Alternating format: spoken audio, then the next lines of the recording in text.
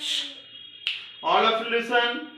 Today we are going to learn which tense? Perfect continuous present tense.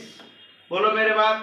Perfect continuous present tense. Perfect continuous present tense. चालू पूर्ण वर्तमान काल. चालू पूर्ण वर्तमान काल. देखिए बच्चों, ये नाम में ही आपको पता चलता है कि ये टेंस चालू भी है और पूर्ण भी है. मतलब चालू पण आहे आणि पूर्ण पण झालेलं आहे. म्हणून याचं जे महत्त्वाचं ऍप्लिकेशन ऑफ दिस टेन्स जर सांगताना आपण काय सांगितलंय, महत्त्वाचा उपयोग कधी करायचा? भूतकाळात, माझ्यासोबत म्हणा, भूतकाळात चालू झालेली एखादी क्रिया. भूतकाळात चालू झालेली एखादी क्रिया. भूतकाळात चालू झालेली एखादी क्रिया. भूतकाळात चालू झालेली एखादी क्रिया. वर्तमानातही. वर्तमानातही. सद्यस्थितीत. सद्यस्थितीत. प्रत्यक्ष किंवा अप्रत्यक्षपणे. प्रत्यक्ष किंवा अप्रत्यक्षपणे. आपल्या डोळ्यासमोर किंवा आपल्या डोळ्याच्या माघारी.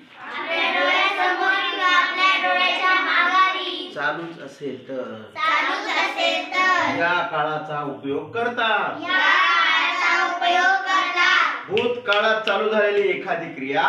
भूतकाळात चालू झालेली एखादी क्रिया. वर्तमानातही. वर्तमानातही. सद्यस्थितीत. सद्यस्थितीत. प्रत्यक्ष किंवा अप्रत्यक्षपणे. प्रत्यक्ष किंवा आपल्या अप्रत्यक्षपणे. डोळ्यासमोर किंवा आपल्या डोळ्याच्या माघारी. आपल्या डोळ्यासमोर किंवा आपल्या डोळ्याच्या माघारी. चालूच असेल तर. चालूच असेल तर. या काळाचा उपयोग करतात. या काळाचा उपयोग करतात. कोणता काळ? Perfect continuous present tense. What is the structure for this? Yes plus have, had plus been plus V1 plus ing plus O plus C.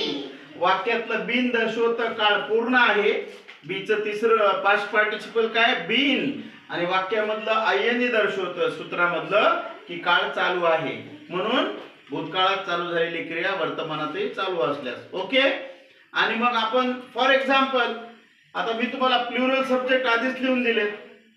We, you, they, boys and girls यांच्या पुढे नेहमी हॅव वापरा. Accept तुमचं जे I आहे ते singular आहे, पण त्याच्या पुढे पण, आयच्या पुढे पण काय वापरायचं? हॅवच वापरायचं. हे लक्षात ठेवा. ही, सी, इट आणि एकवचनी बॉय किंवा गर्ल कोणतंही नाउन तिथे काय वापरा? हॅज वापरा. यस.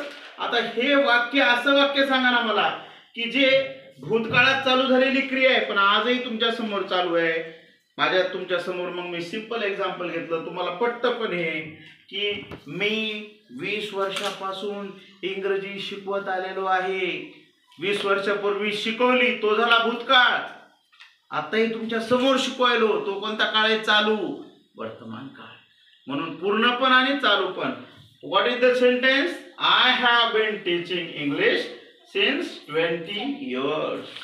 मी 20 वर्षापासून इंग्रजी शिकवत आलेलो आहे. तसे 1-2 वाक्य तुम्ही मराठीतून सांगा.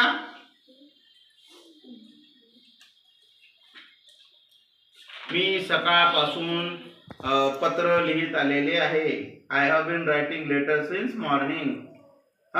मी कालपासून अभ्यास करत आलेलो आहे.